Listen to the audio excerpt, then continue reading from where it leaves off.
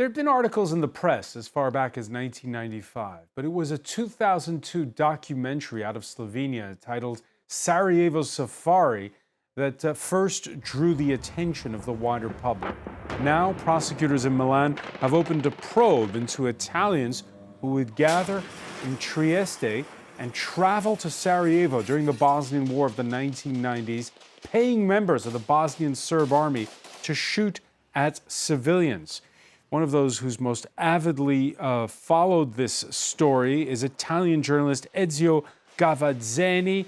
The content which he describes is quite graphic.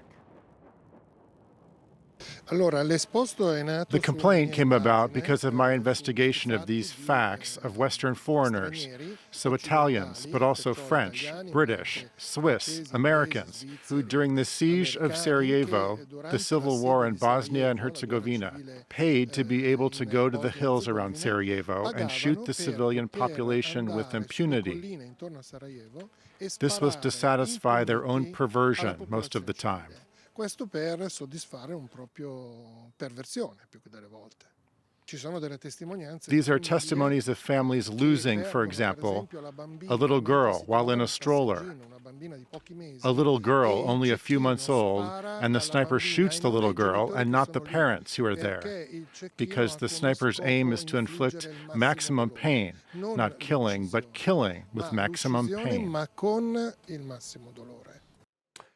Well, joining us now from New York, her books include The Quick and the Dead, Under Siege in Sarajevo, Janine di Giovanni, who covered the war in Bosnia.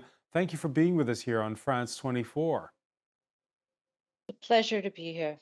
When did you first hear about this morbid activity taken between the, I believe the years were 1991 to 1996? Well, the siege of Sarajevo, I lived through most of it as a reporter. It was 1992 to 1995. It was a terrible medieval siege in the middle of Europe at the end of the 20th century. And it was horrific. There was no water, there was no electricity, it was freezing cold. And even more terrifying was that Sarajevo is in a basin. You might remember that the 1984 Winter Olympics were held in Sarajevo.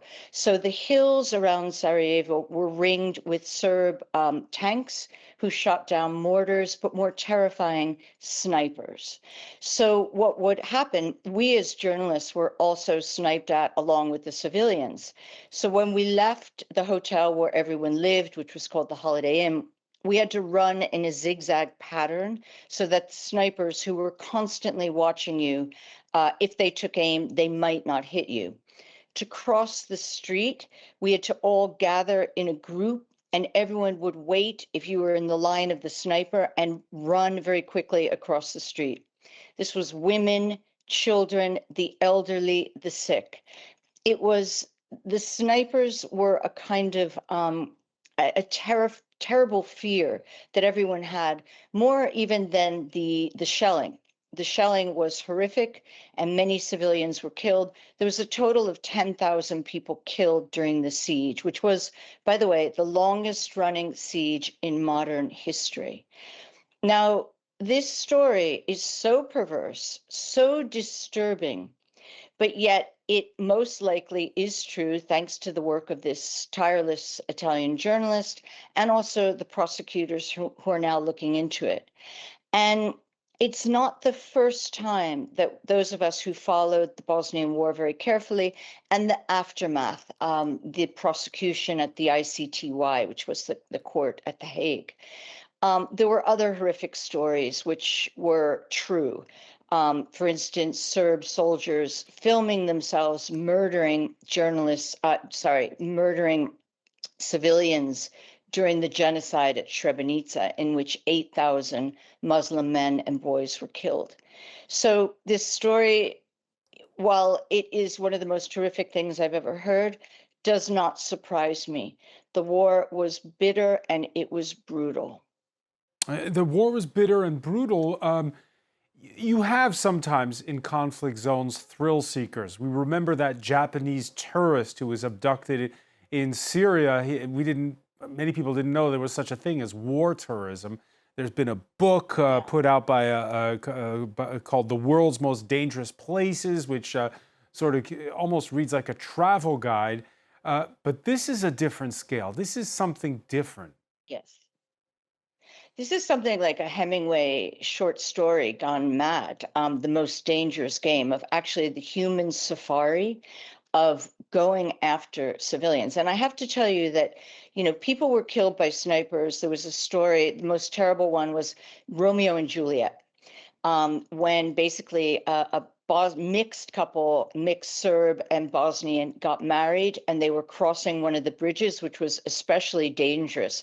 We used to avoid certain places in Sarajevo. You would see a sign that said Pazi, sniper, which meant sniper can see you from here. So there were certain bridges we didn't cross. There were certain roads that we tried to stay off of. Sniper's Alley was the main thoroughfare going through the city of Sarajevo.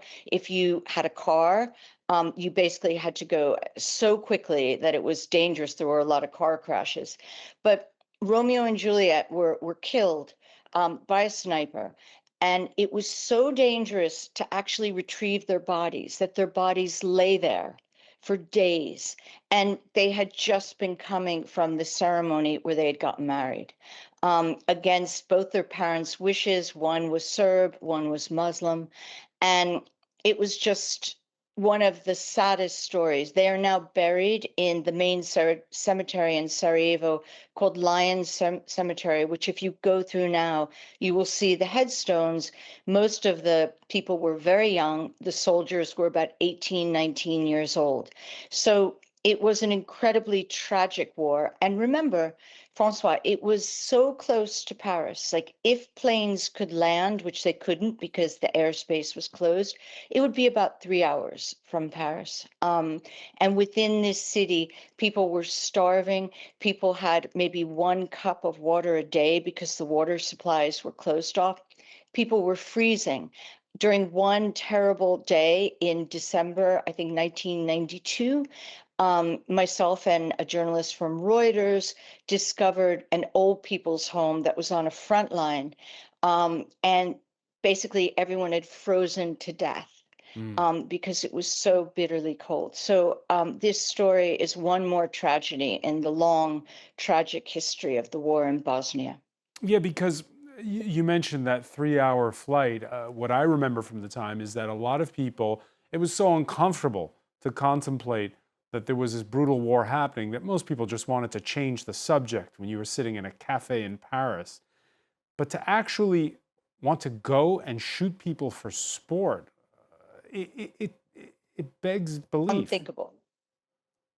It's unthinkable, but unfortunately, you do get mercenaries in many wars. In Gaza right now, there are IDF soldiers who aren't really IDF soldiers. They're mercenaries who've come from America and other countries, probably France as well. In Ukraine, you have many mercenaries. I mean, you found that, we found it in Bosnia. There were fighters that had come to fight, often on the Bosnian side, but the Serb side as well. And I remember taking a trip with a British soldier at the very beginning of the siege of Sarajevo and going up to meet the snipers. And it was terrifying because we weren't supposed to be on that side. We were, not embedded, but we were in Sarajevo living with the civilians. So we drove up the hill. We got to this sniper nest and they were drunk, of course, toothless drunk. And they basically said to us, take a look at this. We're going to show you how we do it. There's a kid there. We can kill them really easily, but it's better if we shoot them in the knees because we then cripple them. And both of us were just horrified and it was so disturbing. And as we drove away, the British soldier was very quiet and he said to me, I could have killed him right then. No one would have known and I would have been doing humanity a great favor. It was that kind of a war where the civilians suffered so brutally and there was so little international attention to it. And of course, what the siege of Sarajevo led to was the genocide at Srebrenica, which could have been prevented. So I think when we look back on this war, which, it was 30 years ago this month, the Dayton Peace Accords were signed, which ended the war. And it ended the killing, but it left a very fractured country, and a country in economic stagnation, and also a country where the ethnic tensions are rising again.